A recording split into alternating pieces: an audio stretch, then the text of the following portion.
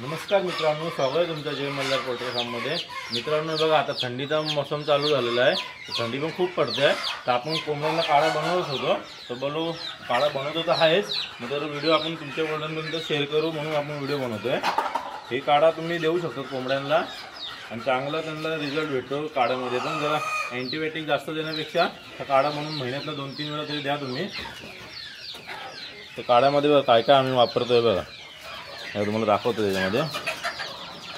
त्याच्यामध्ये अद्रक आहे, गूळ आहे, एरोवेले आहे, आम्ही आपले लसूण आहे, तुळशीचे पत्ते काय काय घेतलेले, हळद आहे आणि काली मिरी आणि लवंग आहे। हे बघा 10 ते 15 आपण हे घेतले आणि एवढं लसूण आणि हे घेतलेलं आहे आणि दालचिनी घेतली जराशी। हे आपण एकदम उकडून ते कोंबड्यांना देणार आहे आपण काढा बनवून। तर तुम्हाला कशा प्रकारे काढा बनवायचा आहे, तर ह्याच्यामध्ये सर्व आपला आला असेल, हळद असेल, काली मिरी, लवंग हे सर्व ह्याच्यामध्ये टाकून ठेचून घ्यायचं आहे।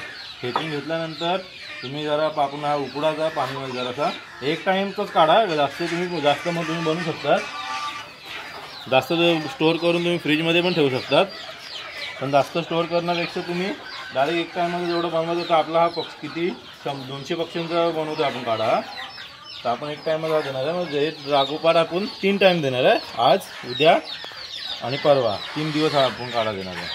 असं तुम्ही पण बनवून देऊ शकता, चांगला असतो, शरीराला रोगप्रतिकारक शक्ती पण त्यांची वाढते। आता ह्याच्यामध्ये ठेचायचं सगळं लसूण दिसून तुम्ही शॉर्टमध्ये सगळं दाखवतो, रात्री लसूण ठेचून, काली मिरी ठेचून, हे सगळं ठेचून ह्याच्यामध्ये आपण उकडणार आहे।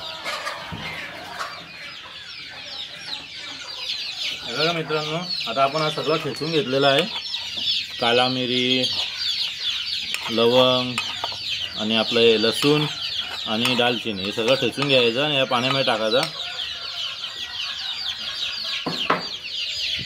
1 ते 1.5 लिटर पाणी घेऊ शकतो तुम्ही, असं काय नाही, कमी घ्या पण। काढा एक उकळी येईपर्यंत उकळला झाला। हे बघा एरोवेले तर आपण टाकलं याच्यामध्ये, सोडून दिलं, त्याच्यामध्ये बघा आपला गूळ जाईल, तुळशीची पानं आणि आपली हळद।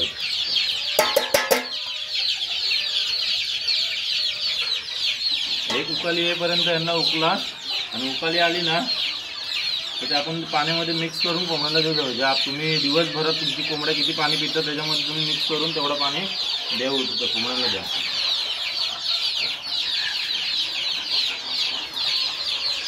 बघा मित्रांनो, उकाला आलेला आहे, हे दाखव।